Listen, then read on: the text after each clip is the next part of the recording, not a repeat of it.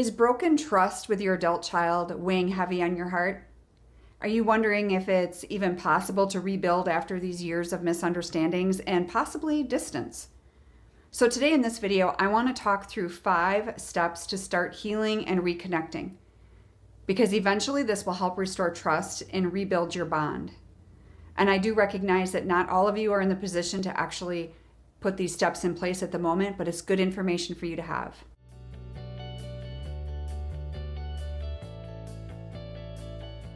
So step 1 that we need to do as moms is we need to recognize that time and distance has an impact on our trust, and it can be in a good way.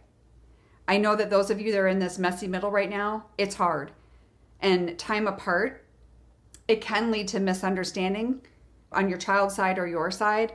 It might deepen emotional wounds and all of these things because you're processing your feelings maybe in ways you hadn't before. But it also, on the flip side, it does offer an opportunity for reflection and growth for both of you, which is a good thing. And I think sometimes we have to remember that your child will change and hopefully mature during this estrangement process. And so the trust that has been likely kind of eroded over time, both of you are going to be able to rebuild yourselves emotionally before you reconnect. And I talk about this all the time because it is so important that we realize this is not just waiting on them. We have to focus on ourselves during this time. So how do you apply it? We have to acknowledge the reality of the here and now. We know time has passed. We know that healing takes place over time. But we also need to be prepared to allow your adult child for their feelings to evolve, even in the waiting. And I know the waiting is so hard, and trust me, I'm not pretending that it's easy. But I want you to find the bright spots in the waiting, because there's growth happening even when you don't see it.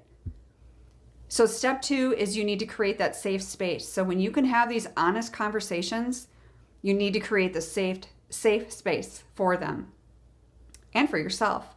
But that open communication is going to be so critical, because that is going to be the catalyst, the rebuilding of your trust.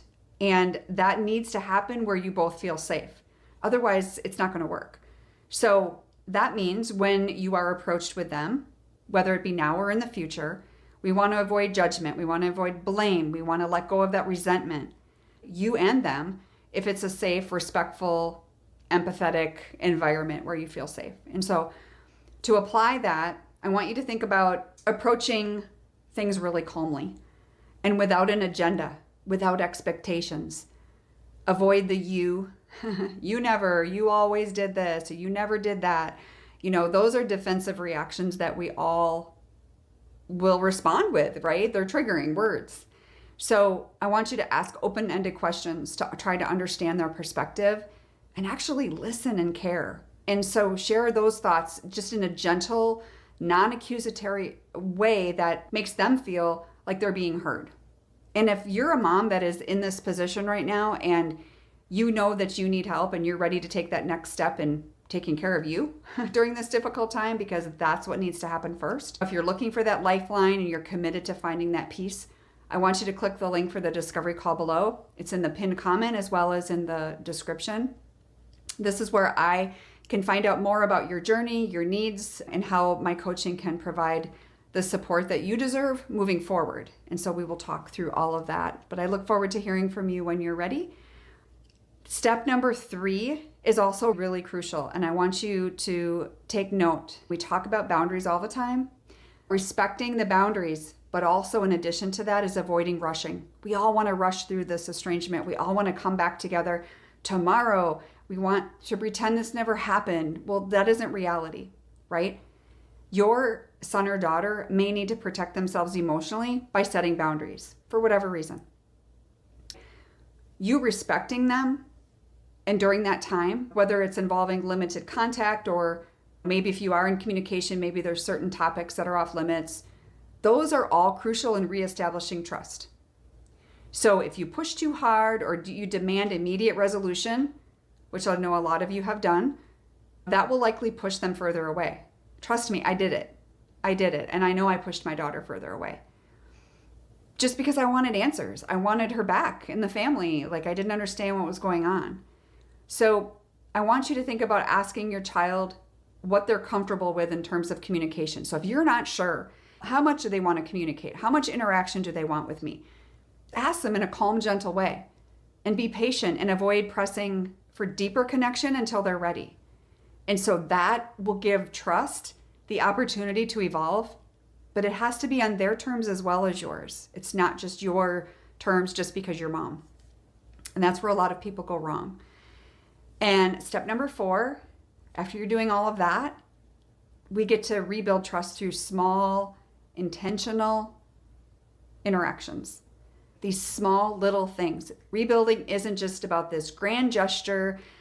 I'm back, you're back, here we are. We're one big happy family again. Rebuilding trust is small baby steps. And it's consistent, it's small actions. It's just showing them that you're invested in the relationship and that you want to respect their gestures, their boundaries, whatever rules of the relationship you're going to have. Just being supportive, sending a supportive message or checking in on them, saying hello, just where there's no strings attached. It just goes a long way in proving that you're being sincere about wanting the relationship to come back together for the right reasons. And so those small, consistent efforts, right? We don't want to overwhelm them with demands for reconciliation, because I know a lot of you have done that, as well as, I don't know if I demanded it, but it probably felt that way. Let your actions quietly show that you're committed to rebuilding trust over time, because trust takes time. I didn't trust my daughter right away. It took time. It took seeing the real her. It was more than words, it was actions. Actions over time rebuilds trust. And then lastly, number 5 is balancing that hope with those realistic expectations. Because you may hope for that full reconciliation, and I do believe you will have that. I don't know when, but we have to be realistic about the speed of the rebuilding process. How deep are your discussions going to go? How fast is it going to go? Like I said, it doesn't happen overnight. It may not look like it did before, but guess what? It can evolve into something healthier, more respectful over time if both of you are willing to put in the effort. So that maintaining that hope, there's a balance there. But you need to have the reality check of what's happening today. But just know that it may look different moving forward. But usually those small steps of progress are going to help in the long term. Again, don't go by what you see with your natural eyes, because there's things happening behind the scene that you don't see. And so that immediate closeness, or the same dynamic you had before, we used to be so close, like she was my best friend, he was my best friend.